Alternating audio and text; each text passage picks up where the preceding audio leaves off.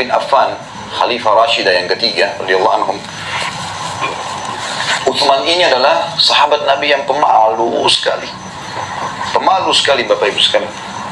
Saking malunya, kata sebagian ahli sejarah Islam, dinukil athar dari tentang beliau saking malunya sampai nggak pernah lihat kemaluannya sendiri.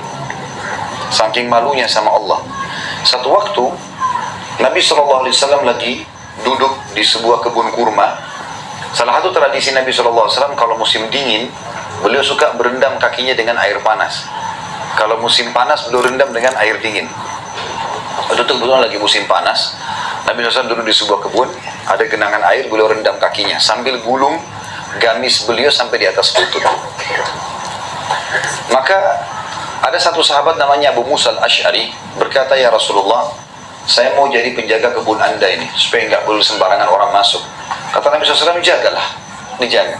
Lewat Abu Bakar. Abu Bakar mengatakan, "Apakah Rasulullah di dalam?" "Hai Abu Musa." Kata Abu Musa, "Iya." "Baik, izinkan saya masuk." Kata dia, "Sebentar, saya tanya dulu Rasulullah SAW. Rasulullah izinkan, saya izinkan kamu masuk. Kalau tidak, nggak boleh." Maka Abu Musa pun masuk mengatakan, "Ya Rasulullah, Abu Bakar minta izin." Kata Nabi SAW, "Izinkan dia masuk dan sampaikan kalau dia termasuk ahli surga. Jaminan." Maka masuklah Abu Bakar di kebun itu. Duduk di sebelah kanannya Nabi Muhammad SAW. Dia lihat Nabi gulung gamisnya sampai lutut, Abu Bakar juga ikut gulung sampai lutut, rendam juga kakinya di situ. Enggak lama kemudian Umar datang. "Abu Musa, apakah Rasulullah di dalam?" SAW. Kata dia, "Iya." "Baik, izinkan saya masuk." Kata Abu Musa, "Sebentar, saya tanya Nabi dulu. Kalau Nabi SAW izinkan baru kau boleh masuk." Maka masuk Abu Musa mengatakan, "Ya Rasulullah, Umar datang minta izin." Kata Nabi SAW, "Izinkan dia masuk dan sampaikan dia termasuk ahli surga dan dia akan mati syahid." Jadi memang Umar bin Khattab kan waktu mau meninggal ditusuk oleh Abu Lu'lu', ya. Lagi sholat ditusuk sampai meninggal gara-gara itu, mati syahid. Maka Umar pun masuk duduk di sebelah kiri Nabi SAW. Dia lihat Nabi sama Abu Bakar lagi gulung gamis sampai lutut, dia juga ikut. Umar ikut sambil berendam kaki di situ. Datanglah Utsman bin Affan. Tanya, secara kebetulan dengan hikmah Allah begitu terjadi. Jadi mereka biasa tiap hari cari di mana Rasulullah, mereka kumpul gitu. "Hai Abu Musa, apakah Rasulullah di dalam?" Kata Abu Musa, "Iya." "Izinkan saya masuk sebentar, saya tanya Nabi dulu." Tanya, "Ya Rasulullah, Utsman bin Affan minta izin." Kata Nabi SAW, "Izinkan dia masuk dan dia akan diuji di akhir hidupnya serta dia akan mati syahid." Jadi di akhir hidupnya Utsman bin Affan banyak fitnah, ya. Dikatakan dia nepotisme lah, dia apalah segala macam fitnah yang tidak benar, sampai akhirnya terbunuh, ya, di tangan kaum Khawarij, orang-orang yang membenci kekuasaan beliau. Akhirnya meninggal dunia, gitu kan. Kata Nabi SAW, "Izinkan dia masuk, sampaikan dia termasuk ahli surga, tapi diikuti dengan cobaan sebelum dia meninggal di akhir hidupnya dan dia akan mati syahid." Lalu kemudian masuklah Utsman bin Affan. Waktu Utsman bin Affan masuk di kebun itu, tiba-tiba Nabi SAW turunkan gamisnya, lututnya ditutup. Abu Bakar sama Umar tanya, "Ya Rasulullah, tadi waktu kami masuk, Anda nggak tutup lutut Anda. Kenapa waktu Utsman masuk Anda tutup?" Kata Nabi SAW, "Ala astahi min rajulin istaha minhul malaikah." Tidakkah aku malu sama laki-laki yang malaikat aja malu dengan dia? Jadi Utsman bin Affan ini luar biasa, malaikat malu dengan dia. Kata ulama tadi, dia tidak pernah lihat kemaluannya sendiri, apalagi kemaluan orang lain. Saking hati-hatinya gitu, ya. Seperti itulah. Utsman bin Affan juga ini termasuk orang satu-satunya dari umat ini, Bapak Ibu sekalian, yang dianjurkan kalau beliau masih hidup sekarang, maka berlaku hadis ini. Jadi ini berlaku di masa beliau hidup, ya. Kata Nabi SAW, "Hai muslimin, nikahkanlah anak perempuan kalian dengan Utsman." Enggak ada sahabat pun yang Nabi suruh nikahkan anaknya sama, semua kita ini umat Islam dapat perintah itu kalau Utsman masih hidup. "Hai muslimin, nikahkan anak kalian dengan Utsman bin Affan, karena saya tidak nikahkan dia dengan kedua anak perempuan saya kecuali karena wahyu dari langit. Allah yang suruh jadikan dia anak mantu." Gitu. Jadi saking luar biasanya. Baik, bicara masalah Utsman bin Affan Bapak Ibu sekalian dan berhubungan dengan masalah keyakinannya. Tadi kalau Abu Bakar masalah keyakinan kebenaran Al-Quran dan Sunnah. Kalau Umar tentang masalah ketegasannya, ya, dan keadilannya dalam kepemimpinan. Kalau Utsman ini dia lebih banyak kepada kedermawanan. dermawan sekali orangnya, royal dalam di jalan Allah. Pernah satu waktu Bapak Ibu sekalian, Nabi SAW memerintahkan sahabat untuk mengumpulkan bantuan dan sumbangan jihad waktu mau perang Tabuk. Perang Tabuk ini terjadi di akhir tahun 8 Hijriah, sebelum Haji Wada, melawan kerajaan Romawi. Tabuk sekarang masuk wilayah Saudi, tapi dulu di zaman Nabi SAW itu adalah wilayah kekuasaan Romawi. Rajanya waktu itu Heraklius, ya, Herakl. Dalam bahasa Arab dikatakan Herakl. Dia sudah tahu Nabi SAW dan dia seorang pendeta. Bahkan Herakl ini pernah dulu masuk Islam, lalu kemudian dia murtad kembali. Nabi SAW bentuk pasukan untuk menyerang Tabuk waktu itu, dan beliau suruh sahabat, ayo menyumbang jihad. Banyak sekali orang mau pergi, waktu itu 30.000 orang, dan ada banyak di antara mereka yang tidak punya harta, tidak punya tunggangan, mau pergi ikut perang. Bagaimana caranya? Maka kata Nabi SAW, jihad, kumpullah harta kalian. Datanglah Utsman bin Affan lalu berkata, ya Rasulullah, saya akan menyumbang 100 ekor unta, 100 ekor kuda, lengkap dengan semua perlengkapannya, baju perangnya, topi besinya, pedangnya, perisainya, makanannya, dan kudanya juga kuda-kuda perang. Mujahidnya tinggal naik. Kalau kita sekarang satu tank, siap semua dengan peralatan-peralatannya.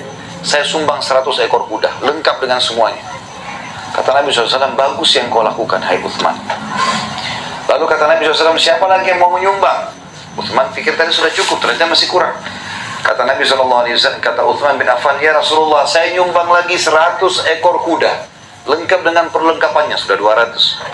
Kata Nabi SAW, bagus yang kamu lakukan, hai Utsman. Siapa lagi yang mau menyumbang?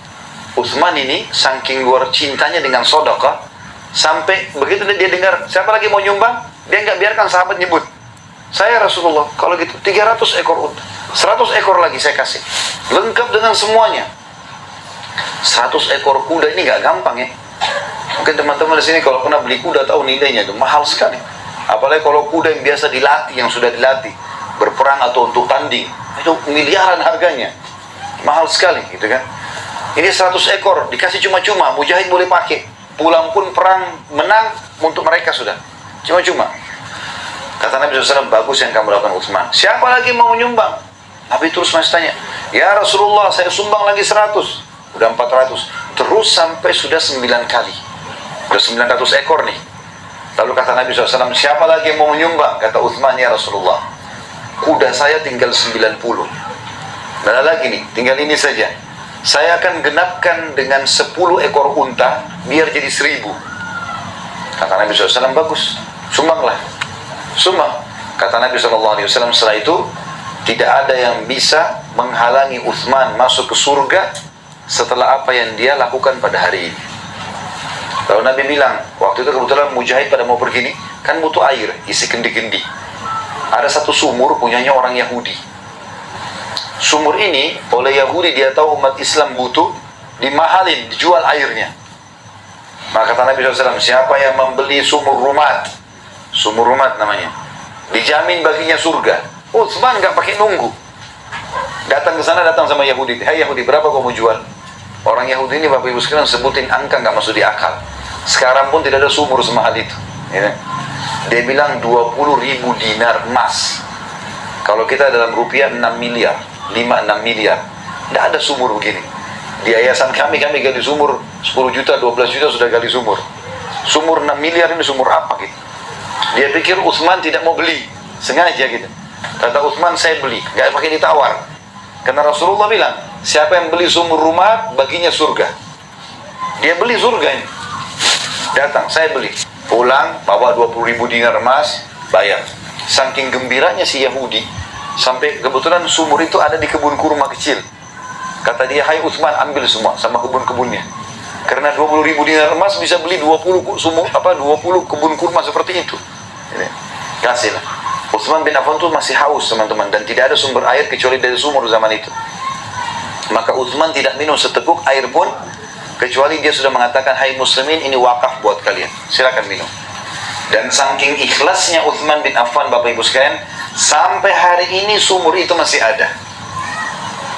Ingat kata-kata saya kalau Bapak Ibu lagi ke Madinah, umroh atau haji, minta mutawifnya, bilang, bisa nggak saya mau datangi sumurnya Utsman bin Affan? Masih ada sampai sekarang. Sumur itu subhanallah, tidak ada sumur berumur sampai 1400 tahun masih bersih airnya. Di muka bumi ini tidak ada. Itu satu-satunya. Karena ikhlasnya sampai Allah berkahi. Bukan cuma itu. Ada kejadian unik di sini Bapak Ibu sekalian. Di hari ini, Utsman bin Affan punya rekening di salah satu bank syariah di Saudi. Utsman bin Affan, kira-kira di dalam kehidupannya Bapak Ibu, bisa nggak orang mati punya rekening? Apalagi Utsman hidup di tahun 30-an Hijriah, meninggalnya tahun 37 Hijriah. Sekarang 1438. 1401 tahun yang lalu ini ceritanya. Ya. Bagaimana ceritanya bisa punya rekening? Jadi rupanya waktu Utsman bin Affan beli sumur itu dan kebun kurma itu, kan dia wakafin buat umat Islam. Silakan ambil buahnya, ambil airnya. Rupanya Utsman bin Affan merawat kebun itu, ditambah pohon-pohon kurmanya, dikasih bibit-bibit yang bagus, dipekerjakan orang situ, sehingga lebih banyak hasil kurmanya. Dan setiap hari setiap saat disedekahkan sama dia. Air boleh diambil, kurma boleh diambil. Waktu Utsman bin Affan mati, Ali bin Abi Thalib memasukkan dalam program pemerintah. Kebun Utsman diurus. Setengah hasil kebun kurma dikasih ke keluarganya Utsman, setengah lagi diwakafin untuk Utsman. Artinya dijual lalu kemudian disodakahkan lagi buat orang lain, gitu ya. Atau ada juga yang disodakahkan dikasih cuma-cuma atas nama Utsman bin Affan. Khusus kurmanya, air sumurnya nggak ada masalah. Saya pernah lewatin sumurnya, bahkan pagarnya terbuka malam, orang bisa datang. Setiap saat bisa ambil air kalau belum mau minum ya. Yang jelas, Bapak Ibu sekalian, di zaman kerajaan Umayyah yang setelah Ali bin Abi Thalib mati tahun 40 Hijriah, berdiri kerajaan pertama dalam Islam tahun 40 sampai 132 Hijriah. Di zaman kerajaan ini juga Abbasiyah setelahnya yang berkuasa tahun 132 sampai 656, juga Utsmaniyah yang runtuh saya ceritakan kemarin tahun 1924 dari khilafah menjadi republika, dan sampai sekarang kerajaan Saudi, kebun kurma itu masih dirawat. Dan uniknya, kebun kurma itu, kalau saya tidak salah ini ya, ini seingat saya, setengahnya masih dikasih kepada ahli waris. Ada juga kalau tidak salah saya dengar cerita, bahkan semuanya sudah tidak dikasih ahli waris. Semua hasil kebun kurma itu diwakafkan buat Utsman bin Affan. Tapi program pemerintah, jadi pemerintah yang rawat kebun itu, hasilnya berapapun diwakafin buat Utsman bin Affan. Apa yang dilakukan? Dibukakan rekening atas nama Utsman, walaupun orang yang sudah mati, oleh pemerintah Saudi. Semua hasil kurma itu ditaruh di rekeningnya, dan sekarang ada jumlahnya miliaran real. Jumlahnya besar sekali ya, saya tidak salah jutaan atau sampai sudah 1 miliar real, besar sekali jumlah uang itu. Dan sekarang pemerintah Saudi membeli tanah yang ada di dekat Masjid Nabawi. Subhanallah, itu dulu rumahnya Utsman bin Affan, dulu dibeli dari uang itu, lalu akan dibangunkan hotel bintang 5, juga diwakafkan buat Utsman bin Affan. Lihat bagaimana berkahnya sedekah itu kalau ikhlas karena Allah. Sampai 1400 tahun masih berlaku. Bahkan sampai dia sudah meninggal orangnya, miliaran masih berjalan. Padahal bukan perusahaan ini. Hikmah Allah datang seperti itu. Dan kenapa Utsman mau melakukan itu Bapak Ibu sekalian? Beli sumur 6 miliar rupiah ya, 20.000 dinar emas tanpa negosiasi. Dan dia tahu, yakin Nabi SAW bersabda, tidak akan berkurang harta seorang hamba karena sedekah. Dan Bapak Ibu, saya sarankan nonton ceramah kami di YouTube, judulnya Saudaraku Inilah Rahasia Rezekimu. Dengarkan itu, saya jelaskan manfaat orang bersedekah.